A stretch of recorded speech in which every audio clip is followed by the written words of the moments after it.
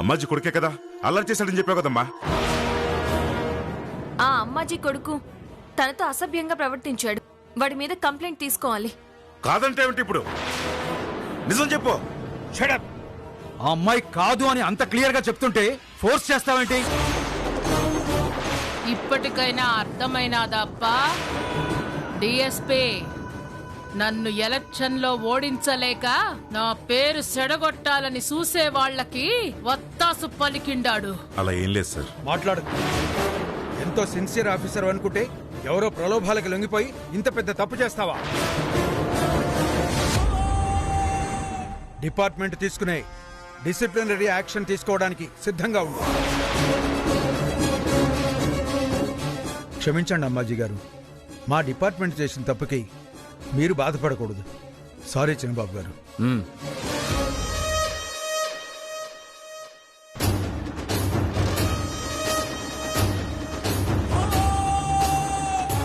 ఈ అమ్మాజీతో పెట్టుకోకురా సామి అని సిలక్కు చెప్పినట్టు చెప్పిండాను. ఈనుంటే సక్కంగా ₹1,00,00,000 చేతికి సిక్కేటివి, ఇనకపోతివి. ఇప్పుడు ఉన్న ఉద్యోగమే ఉంటుందో ఊడుతుందో అన్నట్టయిపోయే. ఇప్పటికైనా అర్థమైనాదప్పా ఈ అమ్మాజీ పవరేందో?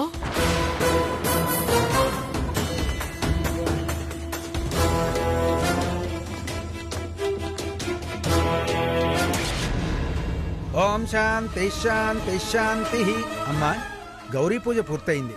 కళ్యాణం నిర్విఘ్నంగా జరగాలని అమ్మవారిని మనస్ఫూర్తిగా ప్రార్థించండి. ఓం పద్మే స్థితాం పద్మవర్ణాం తామిహోపఫ్వయే శ్రీం చంద్రాం ప్రభాసాం యశసా జ్వలంతీం శ్రీం లోకే దేవదుష్టాముదారాం.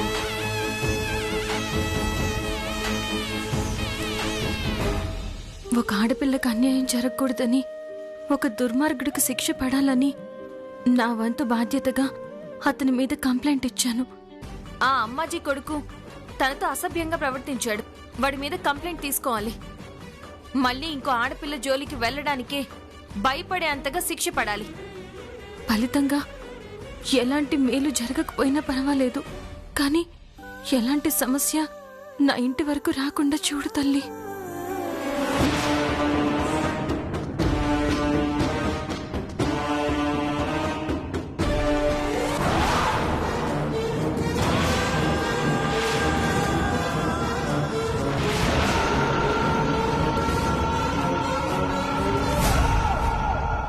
ఈయన మళ్ళీ ఎందుకు వచ్చారు?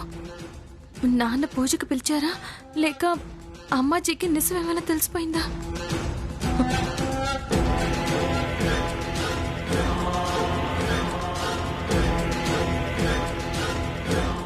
నమస్కారం అండి. నమస్కారం బాబు. ఎవరు బావుగారు?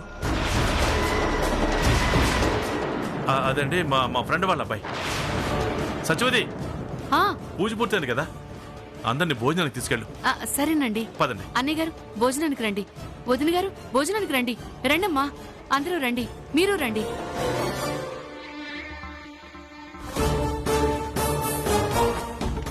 ఏమనుకోవద్దండి, పెళ్ళిళ్ళు కదా, పోలీసులంటే కంగారు పడతారు. పర్వాలేదండి, అర్థం చేసుకో. ఏమండి, ఒక్క నిమిషం. ఇప్పుడే వస్తాం సార్. సరే.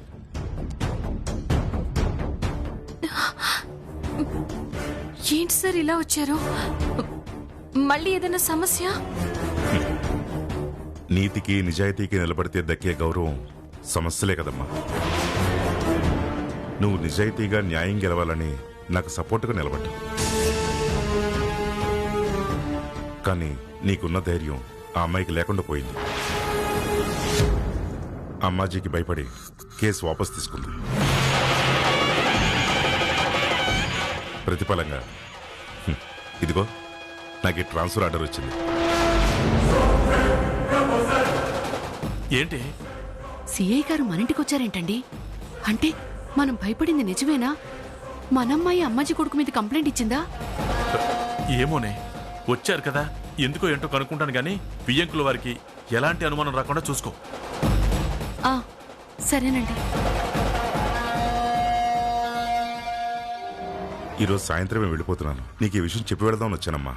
అమ్మాజీ కొడుకుని అరెస్ట్ చేసినందుకే మీకు ట్రాన్స్ఫర్ ఆర్డర్ వస్తే అందుకు కారణమైన నా పరిస్థితి ఏంటి? ఇలాంటిదేదో జరుగుతుందని స్టేషన్కి రానన్నాను. అనవసరంగా నన్ను తీసుకెళ్లారు. మీరు అమ్మాజీ కొడుకు మీద కంప్లైంట్ ఇచ్చారు కదా, ఒకసారి స్టేషన్కి వచ్చి అతను ఐడెంటిఫై చేయాల్సి ఉంటుంది. ఐడెంటిఫై చేయించారు.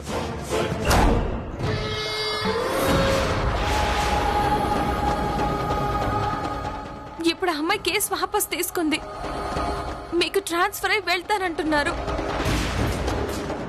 తెల్లారితే పెళ్లి పెట్టుకున్న మా పరిస్థితి ఏంటి సార్? మీకు సహాయం చేయబోయి నన్ను నా కుటుంబాన్ని ప్రమాదంలోకి నెట్టుకున్నాను.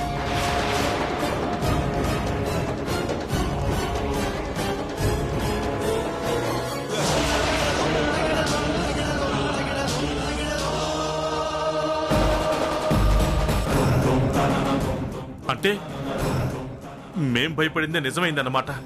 అమ్మాజీ గురించి తెలిసి వాళ్ళ అబ్బాయి మీద ఎందుకు కేసు పెట్టావమ్మా? మీరేం కంగారు పడకండి ఆనందబాబు గారు, మీకు మీ అమ్మాయికి ఎలాంటి ప్రాబ్లం రాదు. మీరు చెప్పినంత తేలిగ్గా మేము తీసుకోలేమండి. ఎందుకంటే మీలా మేము ఊరు వదిలిపెట్టి వెళ్ళిపోలేం కదా. అమ్మాజీ మమ్మల్ని వదిలిపెట్టదు. నా కూతురు పెళ్లి జరగనివ్వదు. ఆనందబాబు గారు, నేను చెప్పేది వినండి. కంప్లైంట్ ఇచ్చింది మీ అమ్మాయినని అమ్మాజీకి తెలియదు. అది ఎప్పటికీ తెలిసే అవకాశం లేదు. ఆ అమ్మాయిని నువ్వు కాపాడవున్న కృతజ్ఞతతోనో లేక నీ వివరాలు తెలుసో తెలియదో గాని అమ్మాజీ ఎంత బెదిరించినా ఆ అమ్మాయి నీ గురించి చెప్పలేదు.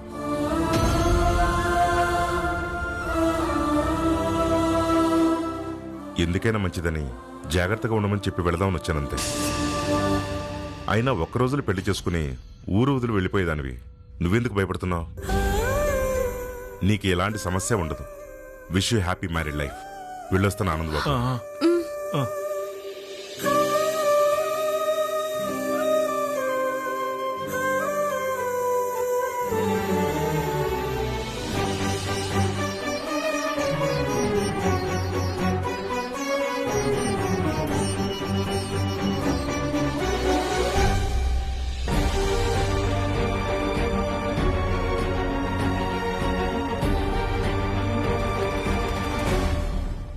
మీరు అమ్మాజీ కొడుకు మీద కంప్లైంట్ ఇచ్చారు కదా, ఒకసారి స్టేషన్కి వచ్చి అతను ఐడెంటిఫై చేయాల్సి ఉంటుంది.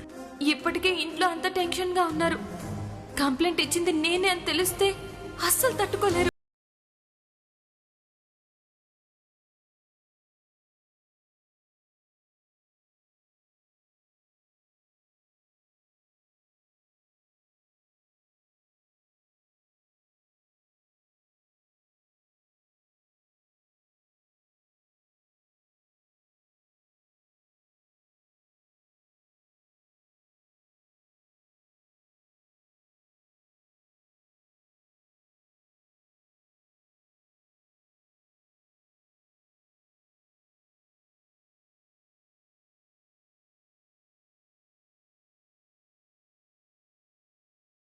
ఏడవద్దమ్మా, ఏడవద్దు.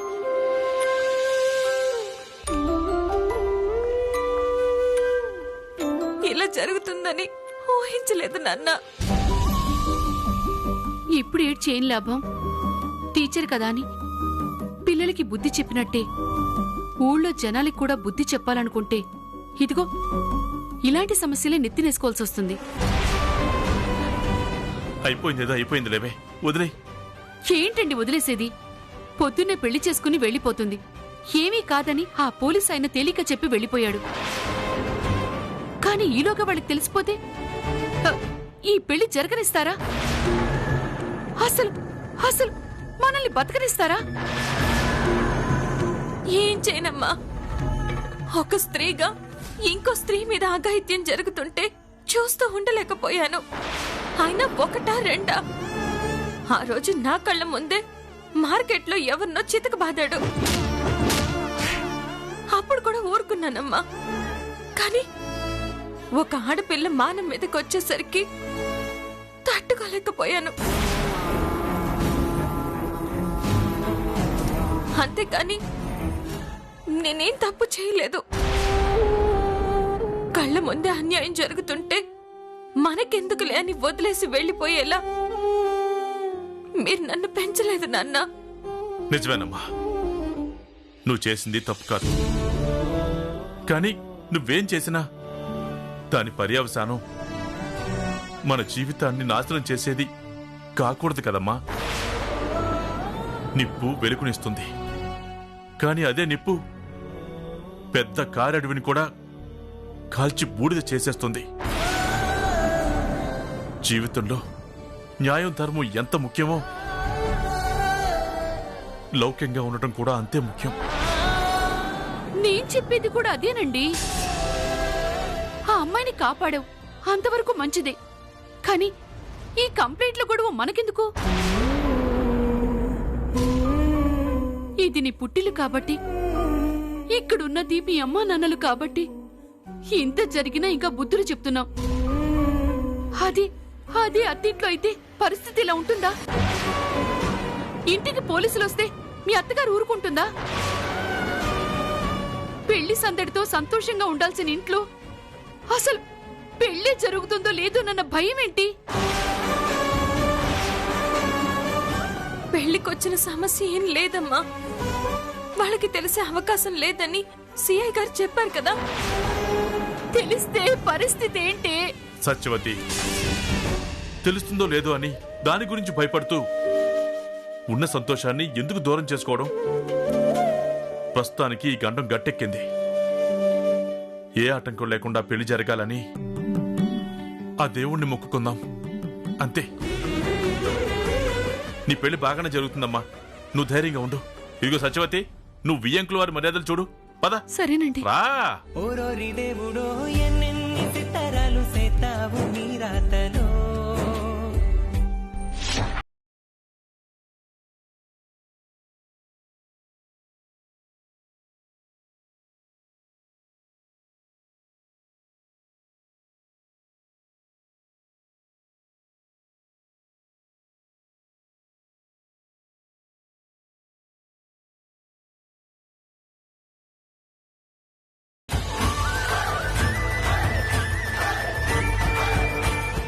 వచ్చేసావా నాన్న?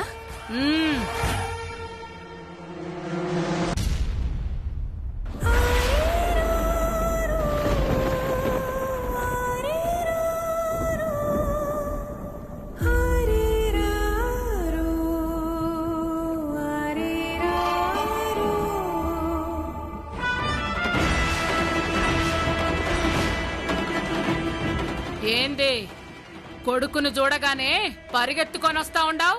తెచ్చిందెవరు? ఈ అమ్మాజీ.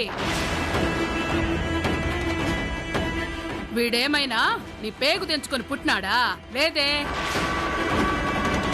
ఇప్పటికైనా అర్థమైనదా? ఈ కొడుకు కోసం ఈ అమ్మాజీ ఏమైనా చేర్చాదని? నువ్వు లోపలికి రాపా. ఆగండి, నువ్వు ఒక్క క్షణం ఇక్కడే ఉండు నాన్న, దిష్టి తీసుకొని వస్తాను. ఇంటికొచ్చి రావడమే మొదలు పెట్టకు. దిష్టి లేదు, ఏం లేదు.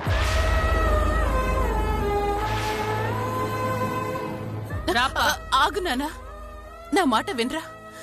ఏమండి, మీరైనా చెప్పండి. వదిలేయవే, ఎవరిదో దిష్టి పడింది. ఆ దిష్టి నువ్వు తీసి మేలు చేద్దామనుకున్నా. వినకపోతే నువ్వేం చేస్తావు? పదనైనా. ఒక్క నిమిషం నాన్న. నాన్న ఆగు నాన్న. నాన్న నా మాట విను నాన్న, ఒక్క నిమిషం.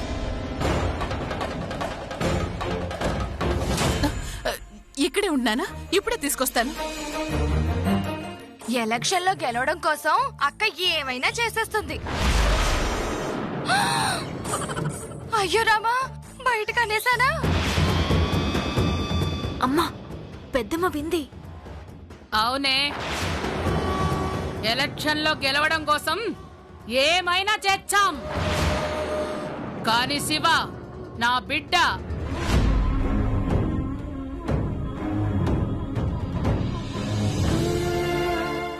ఎవరి పాపిష్టి కళ్ళు పడ్డాయో ఏమో, ఏ తప్పు చేయకుండానే నా బిడ్డ జైలుకెళ్ళొచ్చాడు.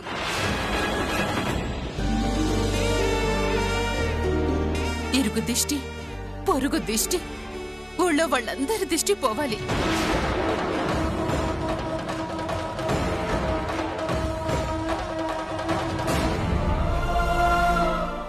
అసలు నా కొడుక్కి గతి పట్టడానికి కారణం కొన్ని దుష్ట శక్తులు. అవి ఎంత తొందరగా వదిలితే అంత తొందరగా మేలు జరుగుతుంది. నువ్వు ఎవరినంటాండావో నాకు తెలుస్తుందిలే.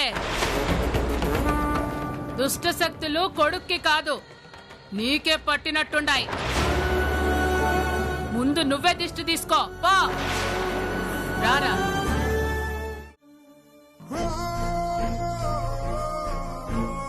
నువ్వు నిజాయితీగా న్యాయం గెలవాలని నాకు సపోర్టుగా నిలబడ్డావు. కానీ నీకున్న ధైర్యం ఆ అమ్మాయికి లేకుండా పోయింది. అమ్మాజీకి భయపడి కేసు వాపస్ తీసుకుంది. ఇంకో 24 గంటల్లో పెళ్ళై అమ్మ నాన్నలకి దూరం అవుతానన్న బాధ ఒక పక్క, నా పెళ్లి చెయ్యాలని నాన్న కల నెరవేరుతుందన్న సంతోషం మరో పక్క. వీటి మధ్యలో పెళ్లికి ఎక్కడ ఆటంకం జరుగుతుందో అన్న భయం లేకుండా ఉంటే ఎంత బాగుండేది. ప్రతిఫలంగా ఇదిగో నాకు ఈ ట్రాన్స్ఫర్ ఆర్డర్ వచ్చింది. పోలీస్ ఆఫీసర్నే ట్రాన్స్ఫర్ చేయించిన అమ్మాజీ కంప్లైంట్ ఇచ్చిన వాళ్ళెవరో తెలుసుకోకుండా ఉంటుందా?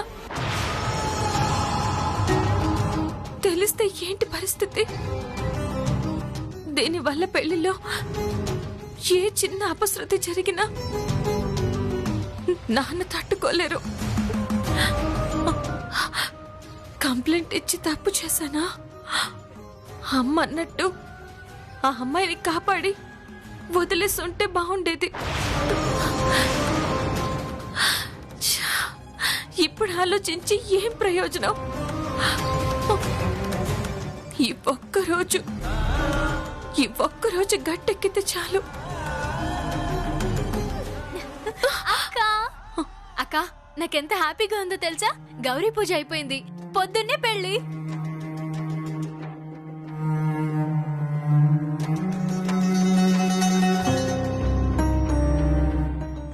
ఏంటక్క అదోలా ఉన్నావు? ఆహా, ఏం లేదే, బానే ఉన్నాను. మా అక్క ఎలా ఉంటుందో నాకు తెలీదా? ఏదో దాస్తున్నావు అక్క. ఏం జరిగిందో చెప్పు. ఇప్పుడు చెప్పినా అర్థం కాదు. నీకు పెళ్ళవుతుంది కదా, అప్పుడు తెలుస్తుంది. నా పెళ్లికి నేను ఇలా మొహం ముడుచుకుని ఉండడమా? ఛాన్సే లేదు. అసలు ఆ సరదా, సందడి, ఊపు, ఉత్సాహం వేరక్క. ఆ సంతోషంలో ఇల్లు పీకి పందిరేను. అవును, ఈ పెళ్ళంటే ఇష్టం లేకపోవడం అలాంటిదేం లేదు కదా? ఒకవేళ అలాంటిదేమైనా ఉంటే చెప్పు. అమ్మ నాన్నతో మాట్లాడి నీ బదులు నాకు పెళ్లి చేయమంటాను. నిన్ను అమ్మా, పెళ్లి కావాలా? పెళ్లి ఈ పెళ్లి సరిపోతుందా? అబ్బా వదులు నాన్నమ్మా, వదులు. పెళ్లి ఎంత సంతోషకరమైందైనా పుట్టింటిని వదిలి వెళుతున్నావన్న బాధ ప్రతి ఆడపిల్లకి ఉంటుంది. నాకు మాత్రం అలాంటి బాధే ఉండదు నానమ్మా. అక్క వద్దంటుందేమో అడుగు. బావ నేను పెళ్లి చేసుకుంటా. నిన్ను గడుగ్గాయ్. ఇదిగో, ఈ నవ్వెప్పుడు మొహం మీదే ఉండాలి. పుట్టింటికైనా మెట్టింటికైనా ఇదే వెలుగు.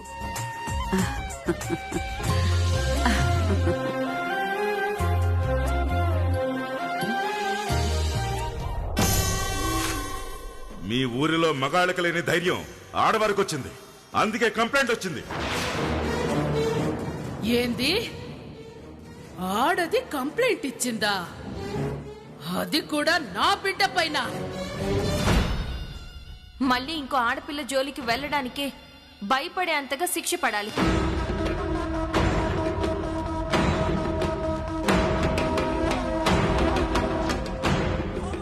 ఏందప్పా, ట్రస్ట్ సభ్యులందరూ కట్టగట్టుకొనొచ్చుండారు. ఏంది సంగతి? సల్లకొచ్చి ముంత దాసినట్టు ఏదో అడగడానికొచ్చి గమ్మునున్నారేమప్పా? చెప్పండి. అమ్మాజీ గారు, అది మీ శివ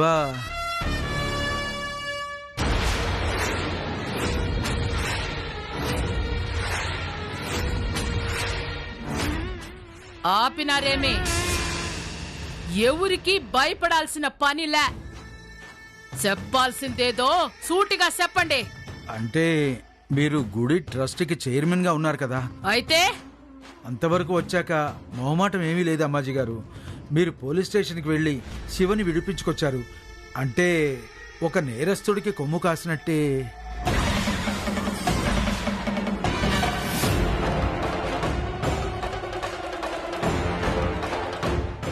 ట్రస్ట్ చైర్మన్గా మీరు పాటించాల్సిన నియమాలు కొన్ని ఉంటాయి అమ్మాజీ గారు. అవి పాటిస్తేనే మీకు మీరు కూర్చున్న కుర్చీకి కూడా గౌరవం. లేదంటే అది కుర్చీనే కాదు, గుడిని, గుడిలో దేవుణ్ణి కూడా అవమానించినట్టే.